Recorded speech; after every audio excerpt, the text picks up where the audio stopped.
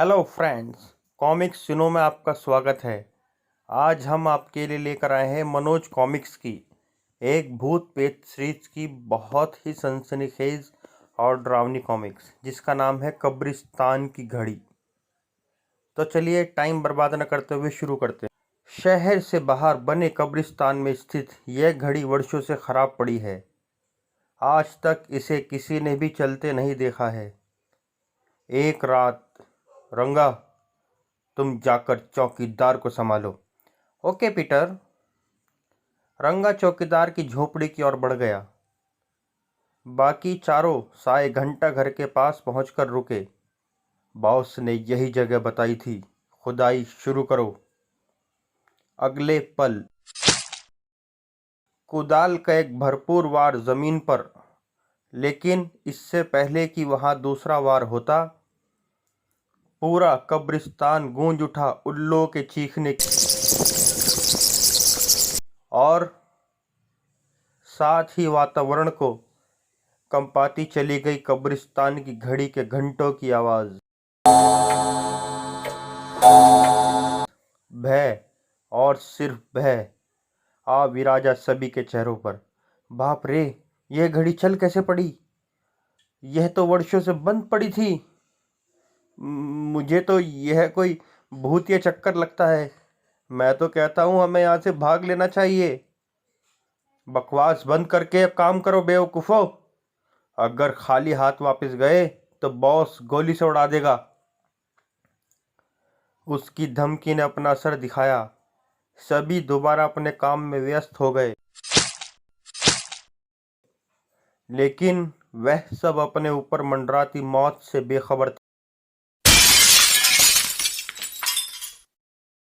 अब मौत एक विचित्र रूप में उनकी ओर बढ़ रही, और इससे पहले कि कोई कुछ समझ पाता, मौत ने आकर दो को अपने आगू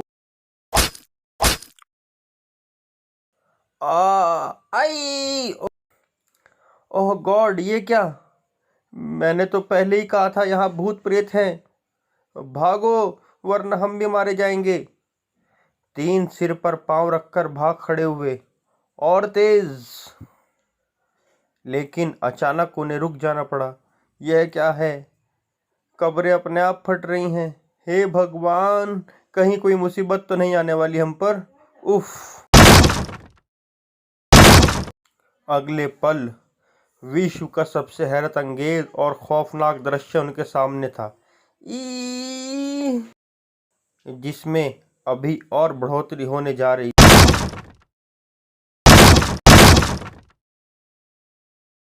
तेज आवाज के साथ खुलते चले गए ताबूत, और उनसे आजाद होती चली गईं गली सड़ी लाशें, जिन्होंने चारों तरफ से घेर लिया था उन तीनों को।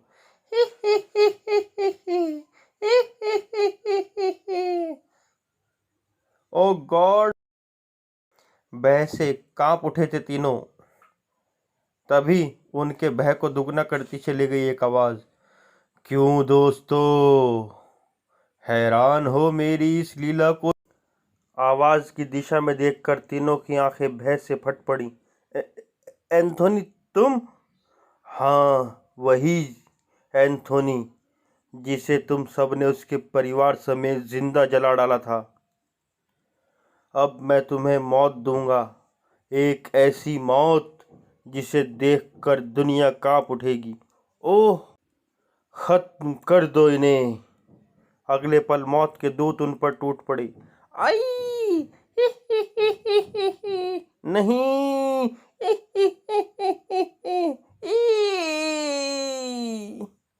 और फिर तीनों को मिली एक ही चीज। आ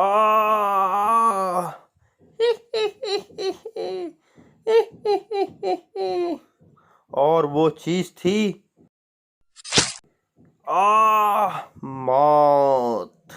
सिर्फ मौत। देखते ही देखते तीनों लाशों में बदल चुके थे। हा हा हा हा हा हा। आज के बाद जो भी कब्रिस्तान की घड़ी को छेड़ेगा, उसका यही अंजाम होगा। अगली सुबह कब्रिस्तान में, उफ, कितनी भयानक लाशें हैं। न जाने इतने विभत्स तरीके से किसने इनकी हत्या की। मैं जानता हूँ इंस्पेक्टर, इन्हें किसने मारा है। अपनी तंत्र शक्ति के बल पर मैं उस शख्स को साफ देख रहा हूँ। मुझे इस बात की खबर फौरन किंग को देनी चाहिए। कुछ देर बाद शहर के माफिया किंग सुजुकी के हेडक्वार्टर में। जानते हो क्या बक रहे हो तुम? मैं सच कह रहा हूँ किंग। एंथोनी की आत्मा उन कागजों की रखवाली कर रही है। उसके रहते हम वह कागज कभी प्राप्त नहीं कर सकते। तो फिर तुम्हारी तंत्र शक्ति कब काम आएगी? हटा दो उसे रास्ते से। नहीं किंग, वह बहुत शक्तिशाली है। उसे हटाने के लिए हमें शहर के मशहूर तंत्र मंत्र विशेषज्ञ राणा धीरेंद्र प्रताप की मदद लेनी होगी। तो जाओ, उसे अपने साथ काम करने के लिए तैयार करो। यही तो मुश्किल है किंग। वह पक्का सिद्धांतवादी है और किसी भी कीमत पर हमारा साथ देने को राजी नहीं होगा। यदि पैसे से काम न होता दिखे तो दिमाग से काम लेना चाहिए। चीखा। मैं कुछ समझा नहीं किंग। समझाता हूँ, सुनो। हर इंसान में कोई ना कोई कमज़ोरी होती है। अतः धीरेंद्र प्रताप की कमज़ोरी तलाश करके उसे अपने कब्जे में कर लो। फिर देखना वह तुम्हारा काम कैसे करता है। समझ गया किंग, मैं अभी इस काम। राणा धीरेंद्र प्रताप सचमुच एक पहुंचा हुआ तांत्रिक था। अगर तू इसे छोड़कर नहीं गया तो मैं भस्म कर दूंगा तुझे। आ जा, भाग जा। छोड़ दो मुझे, मैं जा रहा हूँ। आई। ले जाओ अपने बेटे को। अब कभी कोई प्रेत बाधा इसे तंग नहीं करेगी। धन्यवाद राणा साहब। उन लोगों के जाने के बाद, दादाजी मैं क्रिकेट खेलने जाऊं? जाओ, मगर ध्यान से खेलना, कहीं चोट मत खा बैठना। अच्छा दादाजी। बहू और निखिल की मौत के बाद टीपू ही मेरे जीने का एकमात्र सहारा है। राणा धीरेंद्र प्रताप का एकमात्र सहारा, जिस पर टिकी हुई थी कुछ बुरी निगाहें। वह आ रहा है राणा का पोता। चुपचाप उठा लाओ, चूक नहीं होनी चाहिए। तुरंत ही अगले पल। अब राणा को हमारे लिए काम करना ही होगा। राणा धीरेंद्र प्रताप अपने ड्राइंग रूम में बैठा कुछ पढ़ रहा था कि हेलो, राणा धीरेंद्र प्रताप स्पीकिंग। उधर से जो कहा गया सुनकर राणा क्रोध से चीख पड़ा। क्या बक रहे हो? वही जो तुमने सुना। तुम्हारा प्यारा पोता इस समय हमारे कब्जे में है। कि क्या चाहते हो तुम? आपका थोड़ा सा सहयोग। मैं कुछ समझा नहीं, अभी समझाता हूँ आपको। फिर माफिया किंग सुजुकी उसे कुछ समझाने लगा। पूरी बात बताने के बाद, अब कहिए राणा साहब, क्या विचार है आपका? मैं तैयार हूँ। गुड। रात के 11:30 बजे शहर से बाहर बने कब्रिस्तान में पहुँच जाओ, ठीक है? उफ, कैसी मजबूरी है। ना चाहते हुए भी इन खूनी दरिंदों की बात माननी पड़ेगी, वरना वे टीपू को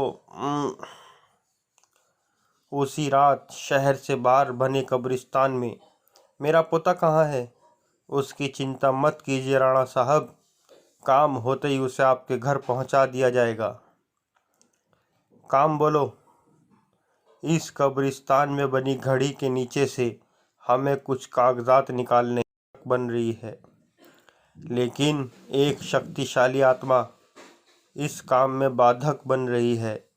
हम चाहते हैं कि तुम उसे काबू में कर लो, ताकि हम अपना काम शांति से कर सकें। कुछ पलों बाद कब्रिस्तान की घड़ी के पास ऐसा ही होगा। तुम बेफिक्र होकर अपना काम करो, मेरे होते तुम्हें कोई नहीं रोक पाएगा।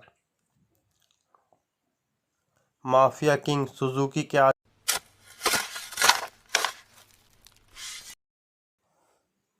ठीक तभी घड़ी के घंटे की आवाज़ से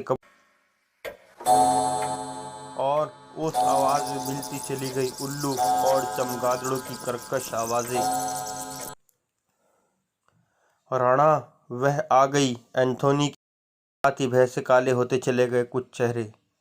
चिंता मत करो, वह तुम लोगों का कुछ नहीं बिगाड़ पाएगी। अचानक गूंजी एक आवाज़। शीशा तोड़कर आज़ाद हो गई कब्रिस्तान की घड़ी की सुइयां और बढ़ चली अपने निशाने की तरफ। एक सुई को झपटकर पकड़ लिया राणा ने। नहीं, मैं तुम्हें आगे नहीं बढ़ने दूंगा। यह मेरे पोते की जिंदगी। उसी क्षण चीख पड़ी घड़ी की दूसरी सुई। हट जाओ मेरे रास्ते से। नहीं, हरगिज नहीं। अभी राणा का वाक्य पूरा भी न हो पाया था कि तेजी से लहराकर राणा से आ टकराई दूसरी सुई। हट जाओ। उफ! उछलकर राणा जा गिरा एक कब्र पर। तुमने मेरे रास्ते में आकर अपनी मौत बुला ली है राणा। अब तू बचेगा नहीं। अगले पल कब्र को फाड़कर बाहर निकले दो हाथ। ओह! जो जा कसे राणा की गर्दन पर। मुर्दे के ये हाथ तुझे मुर्दा बनाकर ही छोड़ेंगे राणा। ओह! उफ! बुरी तरह दम घुट रहा है। अगर जल्दी ही कुछ नहीं किया गया तो बचूंगा नहीं। तुरंत ही मंत्रों से भस्म करना होगा इन हाथों को। राणा ने तेजी से मंत्र उच्चारण करना शुरू कर दिया। ओम।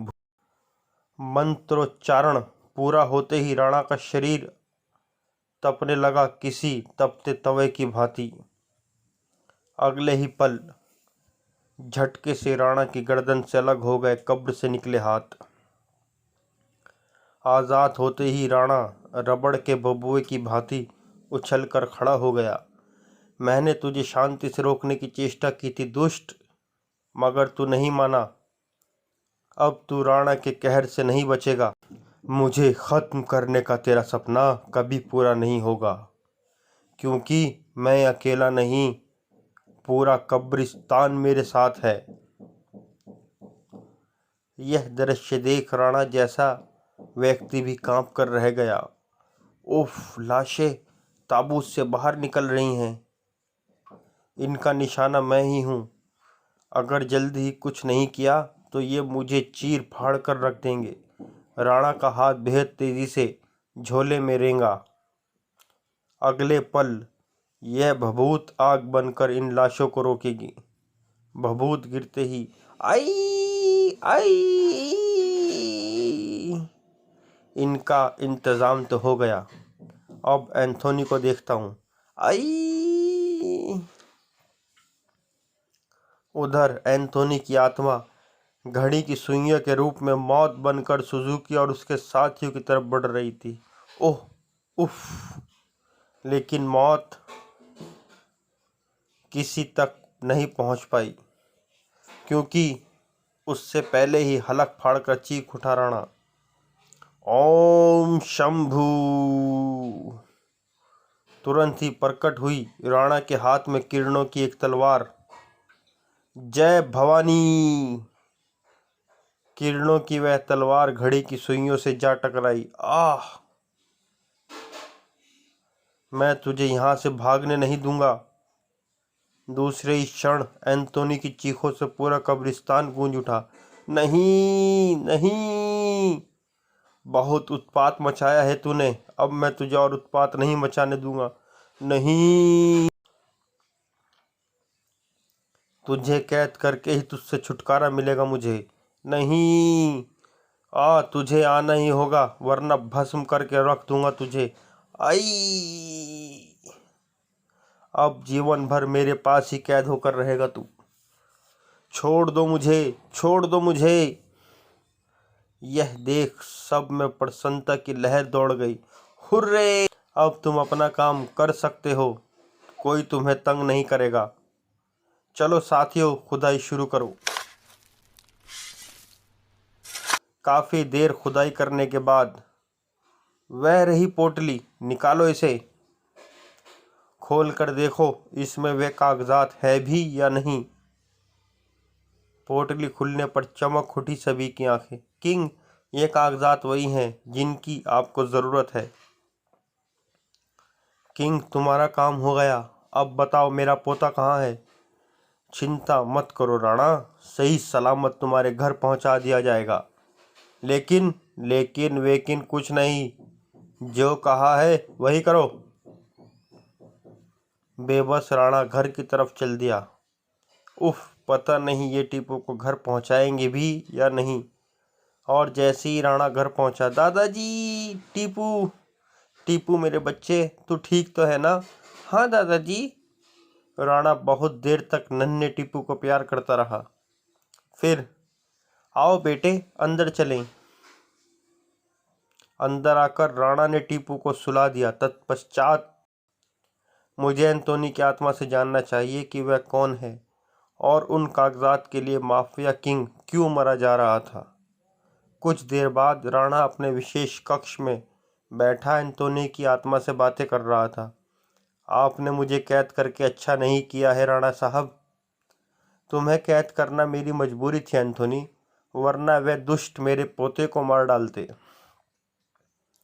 मजबूरी में ही सही, मगर आपने एक ऐसा काम किया है जिसकी वजह से हजारों बेगुनाहों का खून आपके सिर होगा। कहना क्या चाहते हो तुम? पहले मुझे आज़ाद कीजिए राणा साहब, मैं आपको सब कुछ बता दूंगा। ठीक है, मैं तुम्हें आज़ाद कर रहा हूँ। अब बताओ यह सब क्या चक्कर है? बताता हूँ, सुनिए। मैं एक सीआईडी ऑफिसर था। माफिया किंग सुजुकी के गैंग के नाश के लिए मैंने बड़ी मेहनत और सावधानी से उसके दल में स्थान बनाया था। शाबाश एंथोनी, हम तुम्हारे काम से बहुत खुश हैं। आज से तुम हमारा दायां हाथ कहलाओगे। Thank you boss. एक दिन जब मैं अड्डे पर पहुंचा, ये किस चीज़ की तैयारी हो रही है? मैं सीधा किंग सुजुकी के पास पहुंचा। ये सब क्या हो रहा है बॉस? अरबपति बनने की तैयारी। अरबपति? मैं कुछ समझा नहीं किंग। समझाता हूँ, सुनो। तुम सुल्तान महमूद गजनवी के बारे में तो जानते ही होंगे, जो सदियों पहले हिंदुस्तान पर बार बार हमला करके यहाँ की दौलत लूटकर अपने वतन ले जाता था। जी हाँ, सुना है। और यह भी पता है कि जब वह आखिरी बार लूटपाट करके अपने मुल्क लौट रहा था तो बीच रास्ते में अपने लाव लश्कर और खजाने समेत कहीं गायब हो गया था। काफ़ी समय तक उसका कुछ पता नहीं चला था। फिर एक दिन अचानक वह वापस लौट आया था, लेकिन उस समय वह मरणासन हालत में था। उसके शुभ चिंतकों ने उसे बचाने की बहुत कोशिश की, लेकिन बचा न सके और उस खजाने का राज उसके साथ ही दफन हो गया। एग्जैक्टली। बस इसी बात को आधार बनाकर आज चीखा महमूद गजनवी की आत्मा को बुलाकर उससे उसके उस खजाने के बारे में पूछेगा। चीखा ने अपनी तंत्र शक्ति के बल पर गैंग के एक आदमी को माध्यम बनाकर महमूद गजनवी की आत्मा को बुलाया। शूं क्षणांग। और अपने उस खजाने के बारे में बताइए सुल्तान, जिसे लेकर आप हिंदुस्तान से चले तो थे मगर अपने वतन तक न ले जा सके थे। बताता हूँ, सब कुछ बताता हूँ, सुनो। 17वीं बार मैंने हिंदुस्तान पर बहुत कहर बरसाया था। उस खजाने को इकट्ठा आई, लूट लो सब कुछ। इस मंदिर में एक भी कीमती सामान नहीं बचना चाहिए।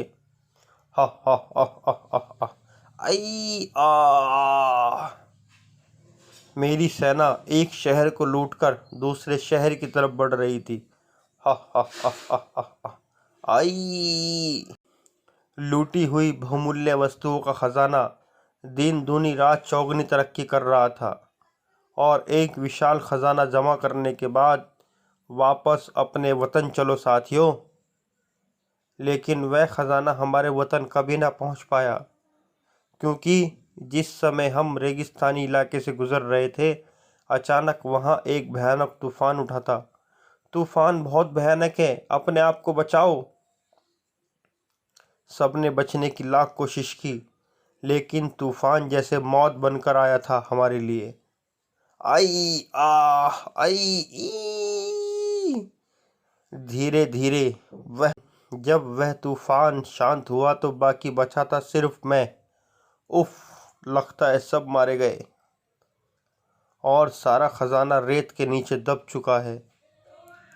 लेकिन मैं इस जगह का नक्शा ज़रूर बनाऊंगा और अगर जिंदा रहा तो यह खजाना एक दिन ज़रूर पाकर रहूंगा।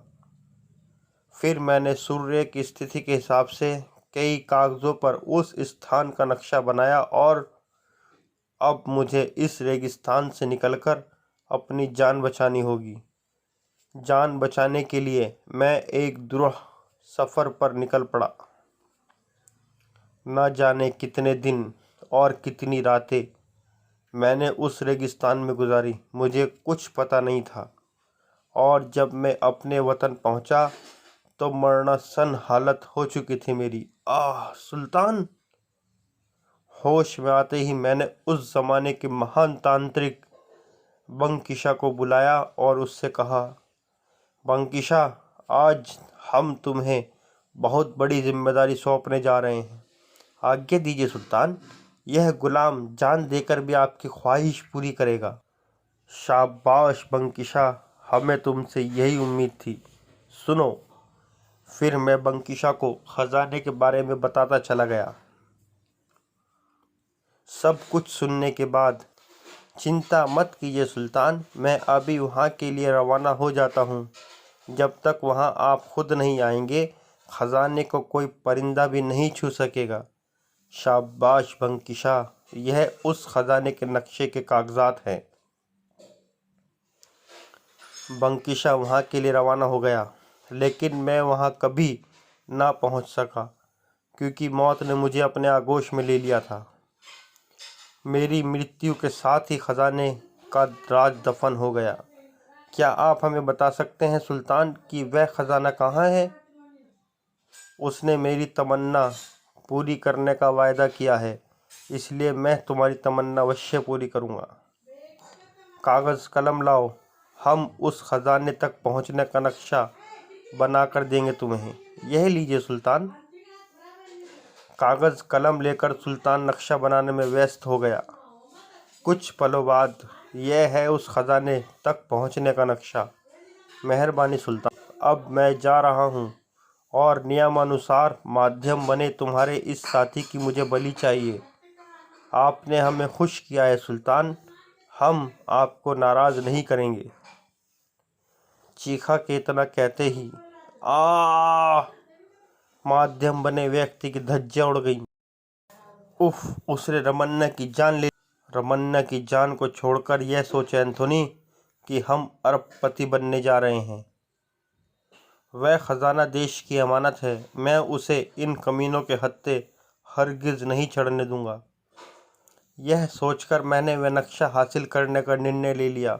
मैं जानता था कि किंग ऐसी महत्वपूर्ण चीज़ें अपने ऑफिस की विशेष सेफ में रखता है। उसी रात मैंने मास्टर की से उस सेफ को खोला और नक्शे के कागज़ एक पोटली में बांधकर भाग खड़ा हुआ। लेकिन मैं किंग के आदमियों की निगाहों में आ गया। यह तो एंथोनी है, यह किंग के ऑफिस में क्या लेने गया था? मुझे कुछ गड़बड़ लगती है, पकड़ो उसे। ओह उफ, किंग के आदमी मेरे पीछे लग गए, मुझे इनसे हर हाल में बचना होगा। किंग के आदमी मेरे पीछे साई की तरह लगे हुए थे। उफ, लगता है यह मुझे मारकर ही छोड़ेंगे। उनसे बचता बचाता मैं उस कब्रिस्तान तक पहुंच गया। ओह कब्रिस्तान! कब्रिस्तान में पहुंचकर मैंने कागजातों को छिपाने का निश्चय किया। मुझे यह नक्शा कहीं छुपा देना चाहिए। यह गड्ढा ठीक रहेगा। यह गड्ढा ठीक रहेगा। मैंने तुरंत कागजात की पोटली को गड्ढे में डाला और नक्शे के कागज़ छुपाने के बाद मैं कब्रिस्तान से बाहर निकल आया और तेजी से अपने घर की तरफ भाग निकला। शीघ्र ही मैं अपने घर जा पहुंचा, लेकिन सामने का दृश्य देखकर मैं जड़ होकर रह गया था। आइए inspector Anthony Gonsalves, welcome home. Oh king, पापा, स्वामी, तुम्हें मेरे घर का पता कैसे चला? हाँ, इसे तुम मेरे ऑफिस में गिराए थे। और अब अगर अपनी बीवी व बच्ची की खैर चाहते हो तो बताओ, खजाने का नक्शा कहाँ है? नहीं बताऊंगा। बताना तो तुझे पड़ेगा ही, कुत्ते। चीखा। अगले पल चीखा के हाथ से किरणें निकलने लगीं, जिन्होंने मेरी पत्नी और बच्ची को घेरे में ले लिया। आई, ई, रोजी माय चाइल्ड, हा हा हा हा हा हा हा। ओह, ई। अगर तूने 1 मिनट में मुझे उन कागजातों के बारे में नहीं बताया तो तेरी बीवी और बच्ची जलकर भस्म हो जाएगी। ई। आखिर मुझे टूटना ही पड़ा। इन किरणों को रोको। मैं बताता हूँ। शाबाश। मैंने नक्शे के सारे कागजात शहर के बाहर वाले कब्रिस्तान में बने घंटा घर के नीचे एक गड्ढे में छुपाए हैं। मैंने तुम्हें सब कुछ बता दिया है, अब यहाँ से चले जाओ। चले जाएंगे इंस्पेक्टर, लेकिन पहले तुम्हें तुम्हारी होशियारी की सजा तो दे दे। क्या? फिर उन्होंने हमें घर में ही बंद करके घर में आग लगा दी। आग? हमने आग से बचने की बहुत कोशिश की, लेकिन बच नहीं पाए। परिणाम स्वरूप हमारी मृत्यु हो गई। अपने परिवार की मृत्यु देख मेरी आत्मा प्रतिशोध लेने के लिए तड़प उठी। जिस खजाने के लिए तुमने मुझे, मेरी बीवी व बच्ची को मार डाला, मेरे होते हुए उसे तुम कभी नहीं पा सकते। फिर मैं कब्रिस्तान में पहुंचकर घड़ी में समा गया और उनसे बदला लेने लगा। पूरी बात सुनकर राणा की आंखें क्रोध से जलने लगी। उन हत्यारों ने अपने स्वार्थ के लिए बहुत खून बहाया है, लेकिन अब मैं इन्हें सफल नहीं होने दूंगा। एक एक को कुत्ते की मौत मारूंगा मैं। इस नेक कार्य में मैं भी आपके साथ हूँ राणा साहब, लेकिन समस्या यह है कि हम उन तक पहुँचेंगे कैसे, क्योंकि वह तो खजाने की तलाश में निकल पड़े होंगे और वहाँ का रास्ता हमें मालूम नहीं है। हमें वहाँ तक महमूद गजनवी की आत्मा लेकर जाएगी।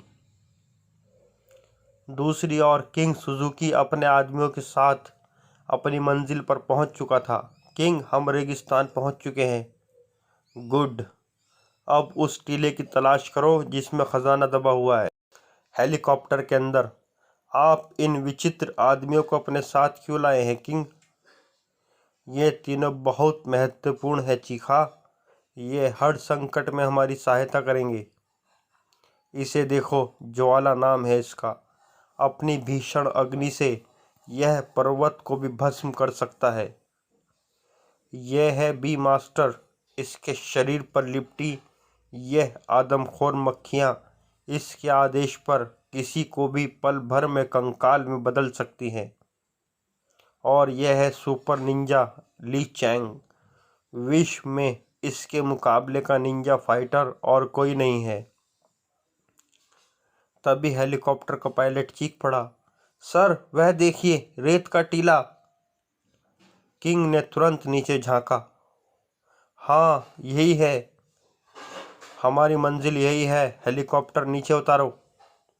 कुछ देर बाद ही रेत के टीले के पास चारों हेलीकॉप्टर उतर चुके थे, लेकिन जैसे ही उन लोगों ने रेत के टीले की ओर बढ़ना चाहा, ओह रेगिस्तानी लुटेरे! ओह, यह आदमी तो सफ़ेद मूर्ख का साधक है। इनसे उलझना ठीक नहीं होगा। साथियों, मुकाबला करो। नहीं किंग, रुक जाइए। क्या हुआ चीखा? तुम हमें रोक क्यों रहे हो? बाद में बताऊंगा किंग, बस ये समझ लीजिए मैं जो करने जा रहा हूँ उसी में हमारी भलाई है। चीखा के कहने पर उन लोगों ने हथियार डाल दिए। उन्हें हथियार डालते देख उन लोगों ने उन्हें अपने घेरे में ले लिया और उन्हें लेकर एक तरफ बढ़ने लगे। इनका कबीला कहीं आसपास होना चाहिए। कुछ देर बाद तो यह है इनका कबीला। कुछ पल बाद वह कबीले के सरदार के सामने थे। कौन हो तुम? क्या करने आए हो यहाँ? हम आपके दुश्मन नहीं, दोस्त हैं सरदार। अगर आप हमारा साथ दें तो हम सबके वारे न्यारे हो सकते हैं। मैं कुछ समझा नहीं, क्या कहना चाहते हो तुम? अभी बताता हूँ आपको। फिर चीखा सरदार को खजाने से संबंधित सारी बातें बताने लगा। पूरी बात सुनकर क्या तुम सच कह रहे हो? हाँ सरदार, वह विशाल खजाना पाकर हम सब मालामाल हो सकते हैं। हम तुम्हारे साथ हैं, लेकिन आधा खजाना हमारा होगा। हमें मंजूर है। जल्दी ही सब लोग खजाने वाले रेत के टीले की ओर रवाना हो गए। इधर किंग सुजुकी चीखा पर बरस रहा था। तुम्हें उन लोगों को खजाने के बारे में बताने की क्या जरूरत थी चीखा? बताता हूँ किंग, सुनिए। आप उस आदमी को देख रहे हैं जिसके कंधे पर सफेद मोर बैठा है? हाँ, कौन है वो? वह एक तांत्रिक है और सफेद मोर धारण करने वाला तांत्रिक बहुत शक्तिशाली होता है। हम इसका मुकाबला नहीं कर सकते थे, इसलिए मैंने ये चक्कर चलाया है। अब मौका मिलते ही हम इन सबको किसी चाल में फंसाकर मार डालेंगे। Good, I am proud of you चीखा। Good, I am proud of you चीखा। उस टीले के नीचे ही वह खजाना दबा है सरदार। ठीक है, मैं अपने आदमियों को खुदाई करने का हुक्म देता हूँ, लेकिन इससे पहले कि उस टीले तक पहुंच पाता। ओह नो, उफ! सुल्तान के खजाने की तरफ बढ़ने वाले तुम आज भी जिंदा हो? हाँ, सुल्तान के खजाने की रक्षा करने के लिए मैं आज भी जिंदा हूँ। इस खजाने की ओर रुख करके तुमने अपनी मौत बुला ली है। कहने के साथ ही बंकिशा के हाथ हवा में लहराए और तूफान सा निकला उसके उठे हाथों से, जिसने वहां उगी नागफनियों और रेंगते हुए बिच्छुओं को अपने घेरे में ले लिया। परिणाम स्वरूप नागफनियों व बिच्छू का आकार तेजी से बढ़ने लगा। जल्दी ही नागफनियों ने राक्षसों का रूप धारण कर लिया और इससे पहले कि कोई कुछ समझ पाता, मौत उन पर टूट पड़ी थी। आह! आई! बड़ा ही भयानक था वह दृश्य सभी के लिए। आई! ई! बचाओ! आई! अभी किंग सुजुकी मानो सोते से जागा। चीखा, बी मास्टर, ज्वाला, निंजा, रोको इन्हें! चारों आगे बढ़े और पिशाचों पर टूट पड़े। ज्वाला और सुपर निंजा ने संभाला उन नागफनी पिशाचों को। इधर भी मास्टर का मुकाबला था बिच्छू पिशाच से। हल्की सी सीटी गूंजी बी मास्टर के मुंह से। सीटी की आवाज सुनकर आदमखोर मक्खियां उड़ी और जा चिपटी बिच्छू दैत्य से। अगले पल बिच्छू दैत्य भयंकर रूप से तड़पने लगा। कुछ देर वह जल बिन मछली की तरह तड़पता रहा, फिर शांत हो गया। मक्खियां जब पूरी तरह बिच्छू दैत्य के शरीर से हटी तो बिच्छू दैत्य बन चुका था कंकाल। हा हा हा हा हा हा हा।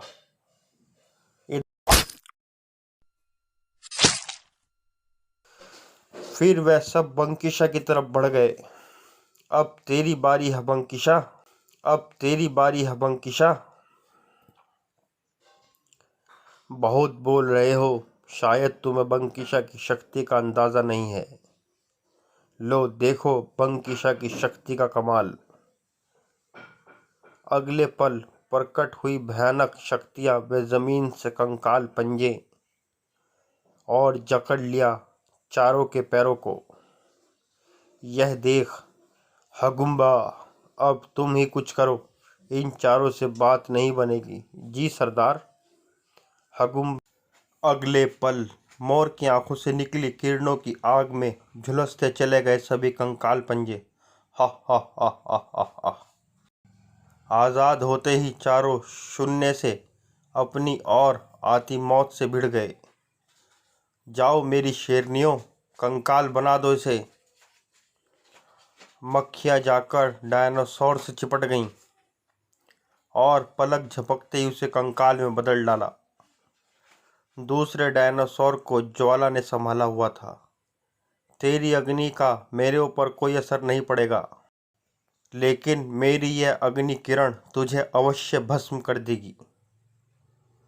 चीखा। वह निंजा भी अपने शिकारों को निपटा चुके थे। इधर हगुम्बा साक्षात मौत बनकर बंकिशा की ओर बढ़ रहा था। हगुम्बा नाम है मेरा, तेरे जैसी हर शक्ति का नाश कर सकता हूं मैं। फिर हगुम्बा ने बंकिशा को संभलने का मौका नहीं दिया। ले मर बंकिशा। आह! बहुत खूब सरदार। यह सब हगुम्बा का कमाल है, इसकी शक्ति बेमिसाल है। फिर सभी खुदाई में जुट गए। दूसरी तरफ राणा महमूद गजनवी की आत्मा को अपने वश में करने जा रहा था।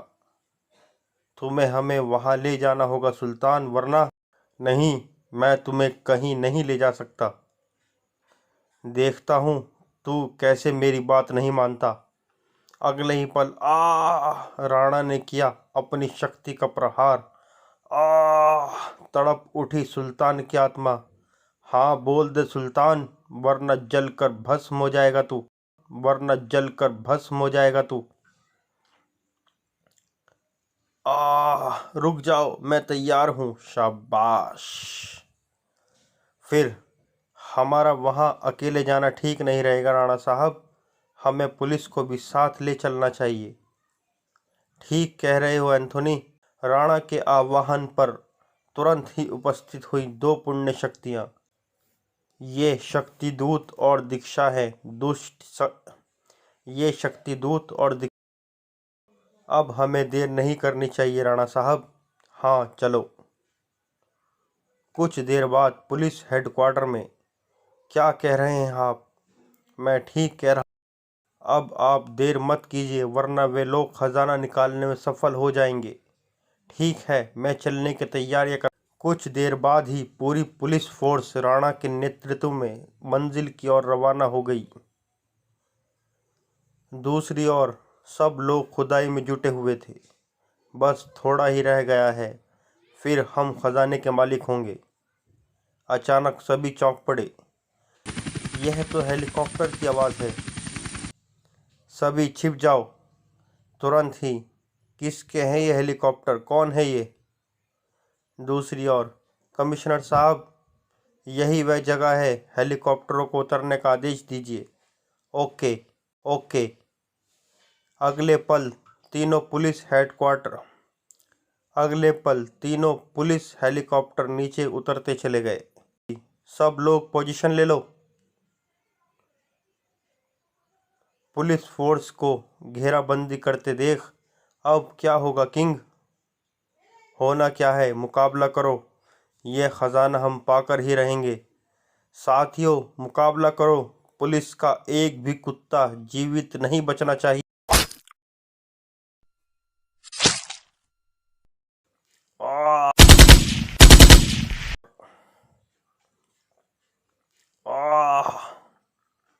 ज्वाला पर तुम्हारी गोलियों का कोई असर नहीं होगा कीड़ो।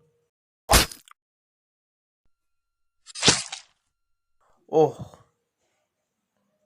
बी मास्टर ने तो जैसे ठेका ही ले लिया था पुलिस कर्मियों को कंकाल में बदलने का। बचाओ। हा हा हा हा हा हा। कोई नहीं बचेगा। सबको कंकाल में बदल देंगी मेरी आदमखोर मक्खियां। हा हा हा हा हा हा। उफ, इन्हें रोको राणा, वरना कोई नहीं बचेगा। हाँ, इन्हें रोकना ही होगा। राणा एंथोनी दीक्षा वह शक्तिदूत के साथ आगे बढ़ा। बस बहुत हो चुका, अब अपनी मौत के लिए तैयार हो जाओ, अपनी मौत के लिए तैयार हो जाओ। ओह तो ओह तो अब तुम मरने आए हो हमारे सामने। साथियों, मुकाबला करो इनका। दूसरे ही क्षण देखता हूं कितना शक्तिशाली है तू ज्वाला। शीशे के पुतले में बदलती चली गई उसे, और इससे पहले कि ज्वाला अपने बचाव में कुछ कर पाता, शीशे के पुतले में बदलती चली गई उसे शक्ति। इधर दीक्षा भी मास्टर से भिड़ी हुई थी। तेरी मक्खियां मुझे कंकाल नहीं बना पाएंगी दुष्ट, पर मैं तुझे अवश्य कंकाल बना सकती हूँ। और अगले पल दूसरों को कंकाल में बदलने वाला खुद कंकाल बन चुका था। निंजा को एंथोनी ने संभाला हुआ था। आत्मा पर किसी वार का असर नहीं होता कुत्ते, लेकिन मेरे वार का असर तुझ पर। आह! फिर सब किंग सुजुकी की ओर बढ़ गए। किंग, अब तुझे मौत से कोई नहीं बचा सकता। किंग हलक फाड़ कर चीखा, भून डालो इन तीनों को। उसके एक साथी के हाथ में थमी गन सीधी हुई, लेकिन उसी क्षण एंथोनी की आत्मा गन की बैरल में जा समाई। फिर चीथड़े उड़ गए बंदूक के, फिर चीथड़े उड़ गए बंदूक के। मुझे कैसे भूल गया तो कुत्ते। एंथोनी एंथोनी एंथोनी दीक्षा शक्तिदूत, मौत बन जाओ इन सब के लिए। उफ, अब नहीं। उसी पल हुआ एक चमत्कार। कैद होकर रह गए तीनों किरणों के उस घेरे में। आह आह आई में, आह आह आई। और आश्चर्यचकित रह गया राणा। हा हा हा हा हा हा। चकित रह गया ना प्रेत विशेषज्ञ हगुम्बा का चमत्कार देखकर सभी ऐसे ही चकित रह जाते हैं। हा हा हा हा हा हा। अपनी तंत्र शक्तियों से हगुम्बा कैसी भी आत्माओं को पल भर में कैद। हगुम्बा तुरंत ही चली हगुम्बा की शक्ति, लेकिन टकराकर नष्ट हो गई राणा की शक्ति। माटी का गुड्डा नहीं है राणा जो उसे कोई भी खत्म कर डाले। हगुम्बा और राणा के बीच छिड़ा हुआ था भयानक तंत्र युद्ध। वह सरदार, बहुत अच्छा इंतजाम किया है तुमने इनका, लेकिन पुलिस का क्या होगा? हगुम्बा ने उनका इंतजाम भी कर दिया है। उसकी शक्तियां मौत बनकर उनके सामने पहुंच चुकी होंगी। इधर पुलिस, खत्म कर डालो सबको, कोई नहीं बचना चाहिए। लेकिन अगले पल सिट्टी पिट्टी गुम हो गई उनकी। Oh no! उफ! जमीन का सीना फाड़कर बाहर निकल आए हगुम्बा की शक्तियों से पैदा हुए बहुत से शैतान। हा हा हा हा हा हा हा हा हा हा हा हा। फायर! हा हा हा हा हा हा। फायर! दूसरे क्षण तड़तड़ा उठी स्टैन गने, लेकिन उन पर गोलियों का कोई असर न हुआ। हा हा हा हा हा हा। ओह! उफ! तभी उन शैतानों के शैतानी पंजे उनकी ओर बढ़े। Oh no! बचो इन शैतानों के हाथों से। शैतानों के हाथों से बचना चाहा सभी ने, मगर जालिमों ने बचने का मौका कहाँ दिया। आह आह आह आई। मौत को एक मजाक ही बना डाला था उन कमबख्तों ने। हा हा हा हा हा हा हा हा हा हा हा। भागो यहाँ से, वरना ये शैतान हम सबको मार डालेंगे। ओह! सभी भयभीत हिरणों के झुंड की भांति भाग खड़े हुए, लेकिन मौत ने उन्हें वहां भी आ घेरा। हा हा हा हा। आई दूसरा दुर्दांत तो दूसरा दुर्दांत आ और तीसरा बना हुआ था पूरी मौत। बचाओ नहीं। मौत कई रूपों में पुलिस कर्मियों पर टूट रही थी। हा हा हा हा हा हा हा हा आ आई आ ही ही ही ही ही। जबकि इधर भयंकर प्रेत युद्ध छिड़ा हुआ था राणा और हगुम्बा में। मेरी ये शैतानी शक्तियां मेरी ये शैतानी शक्तियां मौत बन जाएंगी तेरी। आई इतना आसान नहीं है राणा की मौत बनना। अब रक्त शक्तियों से काबू पाना होगा इस पर। हगुम्बा द्वारा रक्त शक्ति का प्रयोग भय से रक्त शक्ति का सामना नहीं कर पाएंगे राणा साहब। उन्हें बचाना होगा। मौत प्रतिपल राणा के नजदीक बढ़ती आ रही थी, लेकिन इससे पहले कि खून राणा से टकरा पाता, हमारे होते राणा साहब का बाल भी बांका नहीं कर सकते तुम। ओह एंथोनी, दीक्षा, शक्ति। मिटते मिटते भी चीख पड़े तीनों। रक्त शक्ति को व्यर्थ कर दिया है हमने राणा साहब, अब मौका मत चूकिए। अगले पल राणा की आंखों में खून उतर आया। मैं तुम लोगों का बलिदान बेकार नहीं जाने दूं। अब मेरे कहर से कोई नहीं बच पाएगा। अपनी शक्ति नष्ट होते देखकर दहशत ना छूटी हगुम्बा के चेहरे पर। उफ, मेरी शक्ति नष्ट हो चुकी है। इसे किसी तरह रोकना होगा, वरना यह मुझे जीवित नहीं छोड़ेगा। लेकिन राणा के सामने अब किसी भी शक्ति का ठहर पाना नामुमकिन था। अब मुझे कोई नहीं रोक पाएगा। मौत को अपनी तरफ बढ़ते देख हगुम्बा चीख पड़ा, नहीं। राणा की शक्ति जा समाई हगुम्बा के शरीर में। फिर ना उसे कंकाल बनने में ज्यादा देर लगी और न देर लगी उसे मोम की तरह पिघलकर रेत में मिलने में। हगुम्बा के समाप्त होते ही जैसे तबाही बरपा दी गई पिशाचों पर।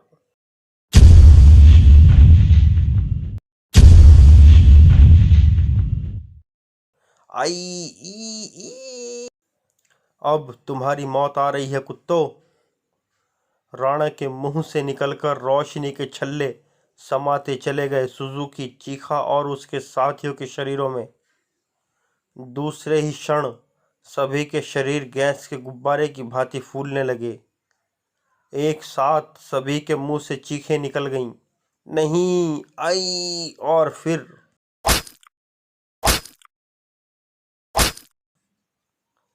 इधर पुलिस पार्टी ने भी अधिकतर लोगों को मार डाला था। आई ई या फिर गिरफ्तार कर लिया था। बाद में यह सब आपकी वजह से हुआ है राणा साहब, वरना हम सब की समाधि इसी रेगिस्तान में बन गई होती। यह तो मेरा फर्ज था कमिश्नर साहब।